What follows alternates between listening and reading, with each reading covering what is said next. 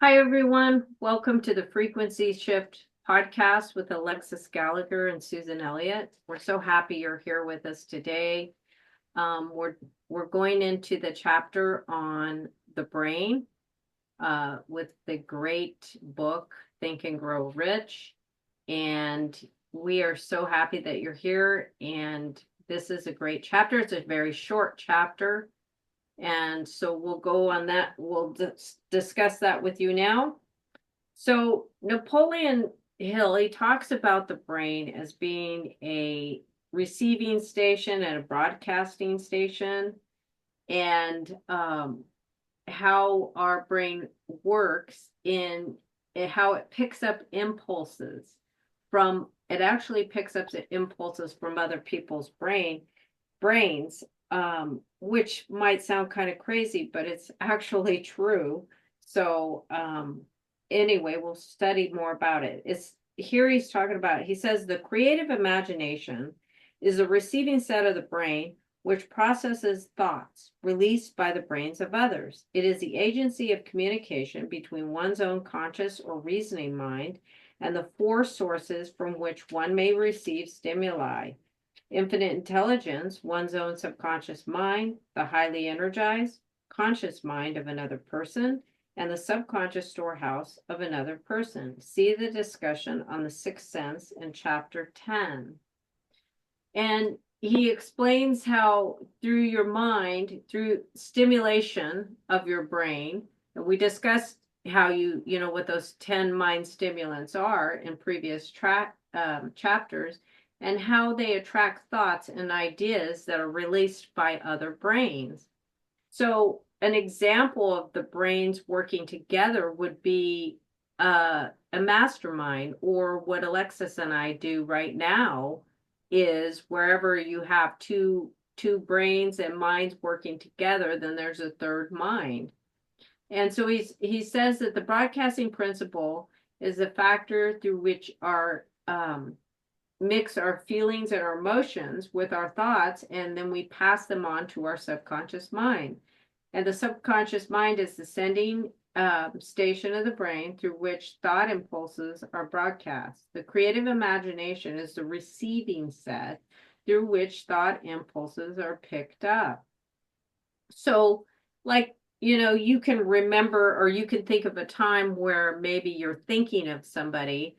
You're thinking, oh, should I call them or text them? And then all of a sudden you get a text or a phone call from them. And that's your brain. That's like telepathy working. Yeah, there's no such thing as accidents or coincidence. So either you're sending out the signal and they're picking it up, and so they're going to call you, or that you're receiving that they're thinking of you and they're going to call you. And one thing I really like to, one idea that on these principles that really stood out to me, when Bob was explaining it at a seminar, that how we pick up vibrations of thought being released from other brains. And so going a little deeper into this, there's something called the double binding message. So if somebody is telling you something and then you're feeling kind of off about it, because they're actually sending out a different vibration. So even though they're saying one thing, but something feels off, you know it. You're picking up the vibration because their thought energy is something different than what they're actually saying. And I'm sure many of us have experienced it on a level that we're not aware of what's actually going on. And so once I learned that, I was just fascinated with that idea that there was actually a term for that. There is actually an explainable process happening there. So that was very exciting to me, and it gave me more confidence in trusting my intuition and understanding myself. So I hope that helps a lot of people out there. That's a great point, Alexis, because we also do that to ourselves, the double binding message. We can say, oh, I'm going to do something. I'm going to do something. But then if we don't act and if we don't actually act on that, then that's a double binding message right there. That's Um, great. I never thought of that as us doing it to ourselves. So that's great yeah. to be So aware of. For sure, for sure. Yeah, you've got to act. The universe responds to action and urgent action, not anxious action, but urgent. So you got to Hmm. do it right away. When that inspiration hits you, you go do it right away. The saying that my mom always taught me was, actions speak louder than words, and it's true, you know. For sure, for sure. So Hill goes on, he says the operation of your mental broadcasting station is comparatively simple procedure. You have but three factors to bear in mind and apply when you wish to use your broadcasting station: the subconscious mind, creative imagination, and autosuggestion. The stimuli through which you put these three forces into action has been described. The procedure begins with desire. And so he's talking on about how the intangible forces are, how powerful they are. And, most people, we don't think about intangible forces at all. We grow up, whatever you see, hear, smell, taste, touch, and we never, even think about intangible forces. And Right. I mean, the spirit, we're basically intangible spirit, and then we live in a body. So, Yeah. But we're not really taught that, right? We're taught throughout our school life and our little life to use our senses, right? And not really focus on using that intangible part. And I'm excited for our next book that we're going to be covering, the science of getting rich with Wallace Wattles, because that really helps get a picture in the mind of what this intangible energy life force is that we get to shape at our will and then create our results that way. So, exactly. And yeah, other intangible, I mean, thought is intangible, imagination is intangible, and those are very powerful. Those are the most powerful hmm. forces, and we never think about them at all. So that's so important. And so anyway, Napoleon, he goes on and he's talking about the brain, and he talks about the dramatic story of the brain. And he says already scientists have turned their attention to the study of the stupendous thing called a brain. And while they are still in the kindergarten stages of their studies, they have uncovered enough knowledge to know that the central switchboard of the human brain, the number of lines which connect the brain, or excuse me, the brain cells one from another, equals the figure followed by 15 million zeros. And the figure is so stupendous that this Dr. Hedrick from University of Chicago, that astronomical figures dealing with hundreds of millions of light years become insignificant by comparison. It's been determined there are 10 billion to 14 million, or billion, excuse me, nerve cells in the human cerebral cortex. And we know that these are arranged in definite patterns. The arrangements are not haphazard, they're orderly. Recently developed methods draw off action currents from very precisely located cells, amplifying them, and record potential differences to the millionth of a volt. And so, and we have to keep in mind this book was written in the early 1900s. So of course now we are like, no, a lot of things about our brain that we didn't know back then. But he's talking, and he's not a scientist, so he did his studies and he knew what he was talking about.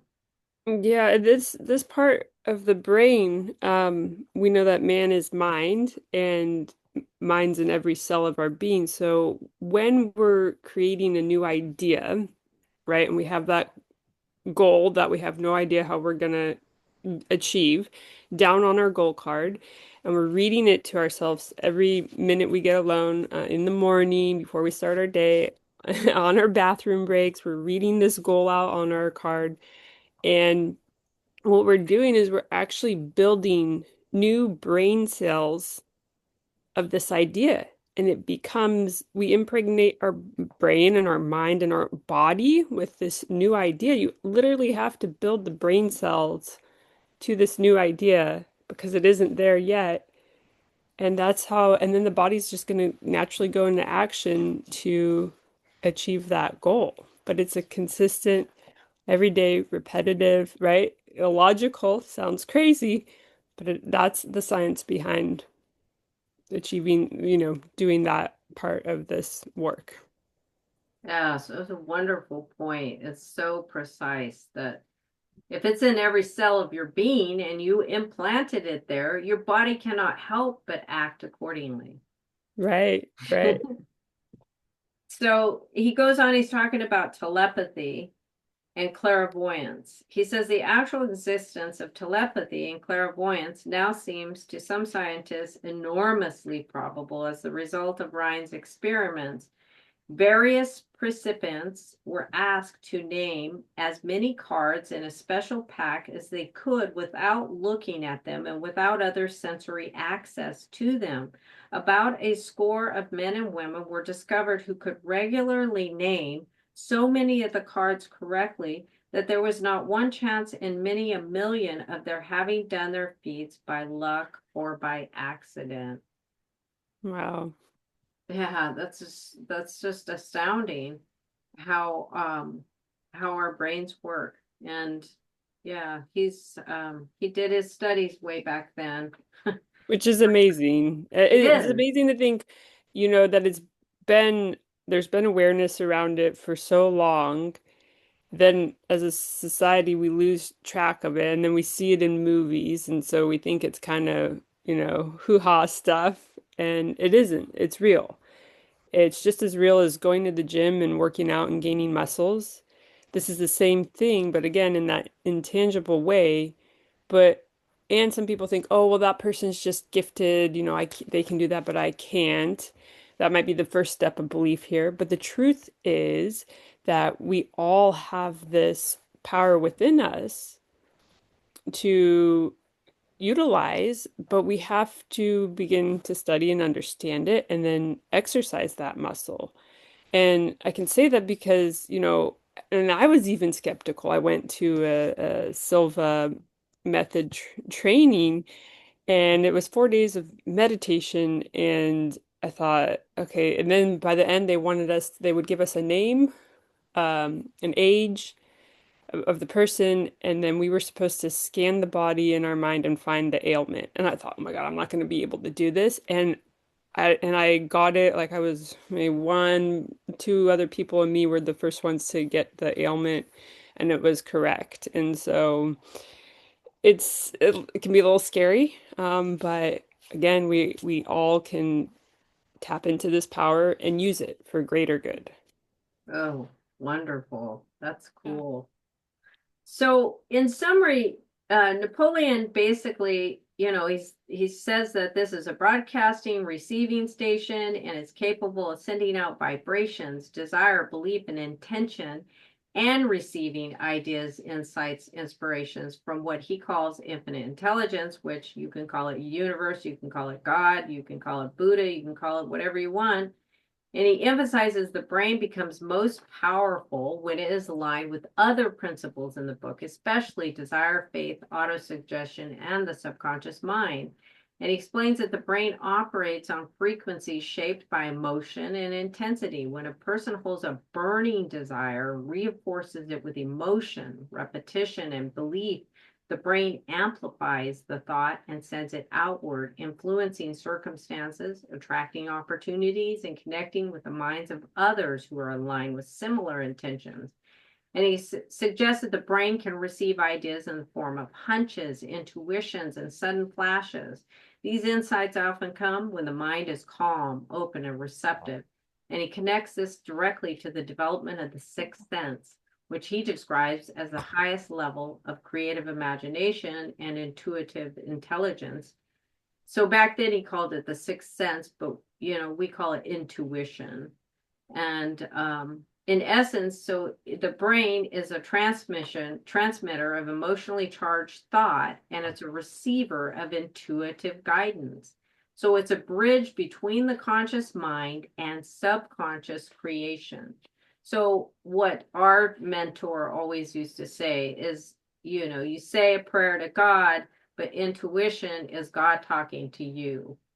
Um, so it's a tool, a very powerful tool that masters the earlier principles in the book. And it reinforces the idea that success is just about It's not just about action. It begins with the quality, intensity, and direction of our thoughts. It's really good. And so, like I said, was a very short chapter. And if you have any comments or questions or want to dive deeper, reach out to Alexis or I or both of us, and that's what we're here for. I have a quick question before we go that I think might help our audience. Do you have any um, tips on what you use for building and strengthening your intuition? Think about it. Yeah, think about it. What tips could we give that would build that? Right. Well, we know that it's the still small voice, and most of the time it's quiet. So ego is loud and boisterous. So when we hear that voice, most of the time it's ego. It's not the true self. It's not the true spirit. A lot of times intuition will give us warnings too, like don't go there or turn right or turn left, and we ignore it, and then we wish we wouldn't have ignored it. And then we beat ourselves up. And I'm sorry, I didn't mean to put you on the spot. I just know that we've talked about it before, and I love your insight on it. And so I just wanted to share that with our listeners. And to Susan's point on that, it's true as we begin to start to trust it, right? And like, okay, so like that's my challenge to our listeners is to go out and today and for the next 30 days, start to listen to your intuition. Even though it might seem a little crazy, let's just go with the flow here and just trust it. And then you'll become better at discerning the two between ego and your intuition. And it's going to be really fun and great ride for you when you do that. And I want to thank our listeners for tuning in today. Susan and I appreciate you all so much, and we're so grateful that you're here. So please stay in touch. Drop us a line if you'd like more information on our coaching program and see what we can help you achieve here at the Frequency Shift. Thank you, everybody, and we will catch you next time. Thank you. Bye bye.